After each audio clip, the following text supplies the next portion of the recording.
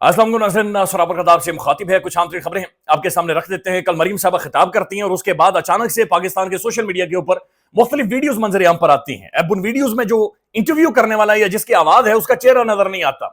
अब ये कोई अजीब गरीब किस्म का बंदा है, हर जगह पर पहुंचता है, माइक और इसका हाथ पहुंचता है, लेकिन इसका मुंह नजर नहीं आता, इसका मुंह छुपा हुआ होता है या सिर्फ आवाज कहीं ना कहीं पर महसूस होती है। वो जाकर बच्चों से पूछ रहा है कि बच्चों आपको लैपटॉप चाहिए या बच्चों आपको पेट्रोल पंप चाहिए। बच्चे कहते हैं जी हमें सर लैपटॉप चाहिए। फिर वो पूछता है आपको दानिश स्कूल चाहिए या आपको इंतशार चाहिए। वो कहता है जी हमें, बच्चे कहते हैं जी हमें दानिश स्कूल चाहिए। फिर उनसे पूछा जाता है कि जनाब आपको मार धाड़ चाहिए या फिर आपको स्कॉलरशिप चाहिए, तो वो कहते हैं हमें स्कॉलरशिप चाहिए। तो पूरा एक बकायदा से सिस्टमैटिकली एक माहौल बनाने की एक नाकाम कोशिश, एक चूरन है जो कि बेचा जा रहा है। यानी उन बच्चों से कोई क्यों नहीं पूछता कि बच्चों ये जो आप पढ़ रहे हैं कि आपने अपने वालिदैन या अपनी पुरानी नस्ल के चेहरों के ऊपर ये जो गुर्बत के दाग हैं ये आपने देखे या नहीं देखे? आपके जो बड़े हैं वो पाकिस्तान के अंदर मौजूद हैं या नहीं है?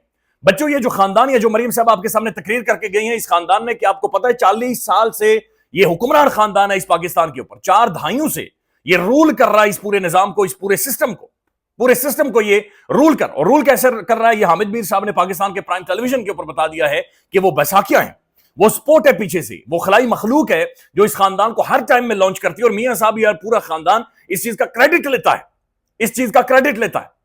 क्या इन बच्चों को यह पता है कि आज जो इकोनॉमिक खौफनाक किस्म का मेल्टडाउन हो गया है, आज मौशी कत्ल हो गया है, आज जो तबाही पाकिस्तान के अंदर निकली है, इसके पीछे इसकी जड़ें या इसका खुरा जाकर इसी खानदान के साथ मिलता है जो अपने 40-50 साल इक्तदार को बचाने के लिए और फिर निजाम का सर्वाइवल भी इस खानदान को बचाने के अंदर मौजूद है। ये जो जंग है खौफनाक किस्म की वो जारी है। देखिए बहुत सारी चीजें हैं ये आपके सामने रखते हैं और ये मीडिया के अंदर बाकायदा से एक बयानिया बनाया जा रहा है। फिर बैनुल अक़वामी प्रेशर, अब तो नून लीग खुद मानना शुरू हो गई है कि बहुत ही खौफनाक किस्म का हमारे ऊपर बैनुल अक़वामी दबाव है, बैनुल अक़वामी प्रेशर है।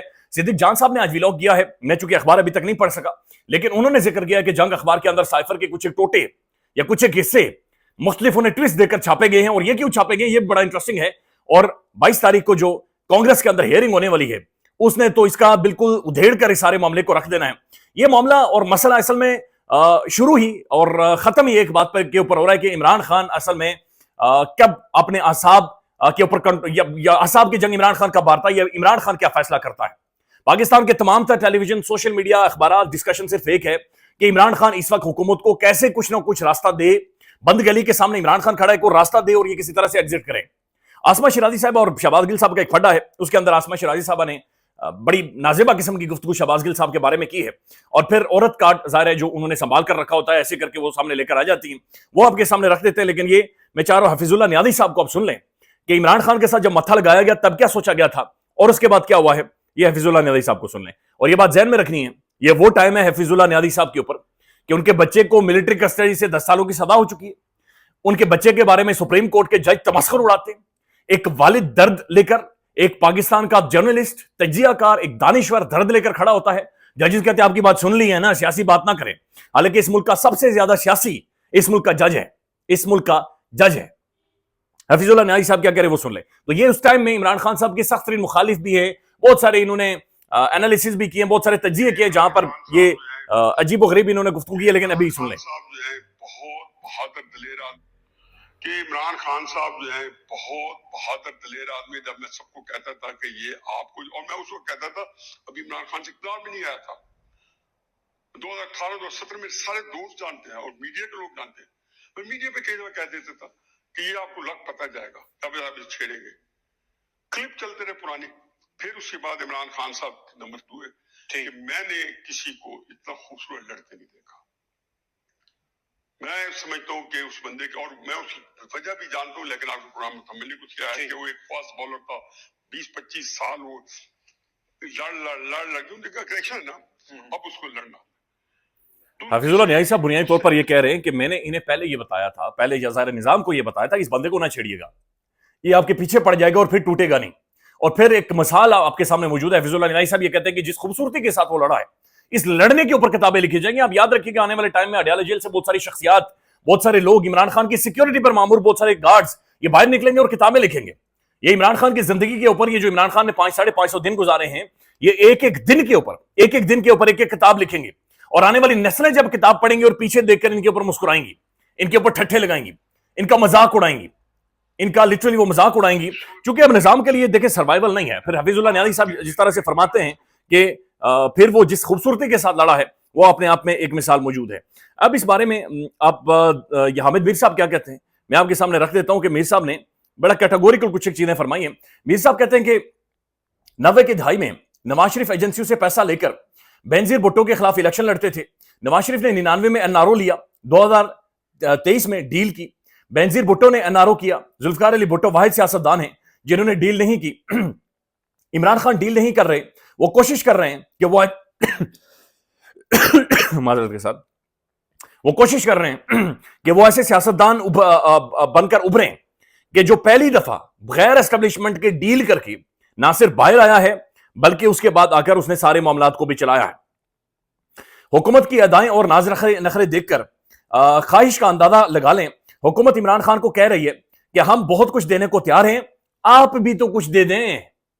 حکومت یہ کہہ رہی ہے کہ آپ بھی تو کچھ دے دیں. حکومت عمران خان سے NRO مانگ رہی ہے. یہ حکومت نہیں مانگ رہی, یہ نظام NRO مانگ رہا ہے.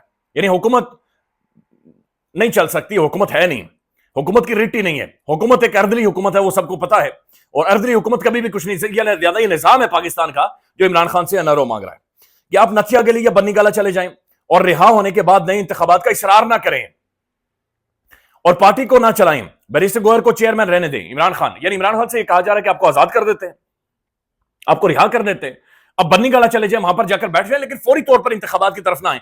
جس طرح سے فواد چودھری صاحب نے اس سے پہلے بات چیت کی, انہوں نے کہا کہ 14 ماہ 18 ماہ 2 سال میکسیمم نظام کہہ رہے ہیں کہ آپ کو لے کر آئیں گے, آپ آ جائیں گے, آپ خود ہی آ جائیں. جب بھی انتخابات ہوں گے صرف آپ ہی آئیں گے, لیکن فی الحال ہماری ناک بچا لیں. فی الحال ہمیں کسی طرح ہمارا سروائیول ہے, لہذا برائے مہربانی کسی طرح کا ہمیں کچھ ٹائم کے لیے ہولڈ کریں, کچھ ٹائم پر آپ بیک فٹ پر چلے جائیں. اور عمران خان ایک لمحے کے لیے بھی بیک فٹ کے اوپر نہیں جا رہے, ایک لمحے کے لیے بھی وہ ہولڈ آن نہیں کر رہے. یعنی 6 تاریخ کا جو ٹویٹ ہے, آپ صرف اس ٹویٹ کی حساسیت محسوس کر لیں کہ تحریک انصاف کی جو موجودہ قیادت ہے, جو بڑے بڑے عہدوں کے اوپر بیٹھی ہوئی ہے, انہیں بھی ان کی اس کی تپش محسوس ہوئی اور وہ اسے ری ٹویٹ نہیں کر سکے.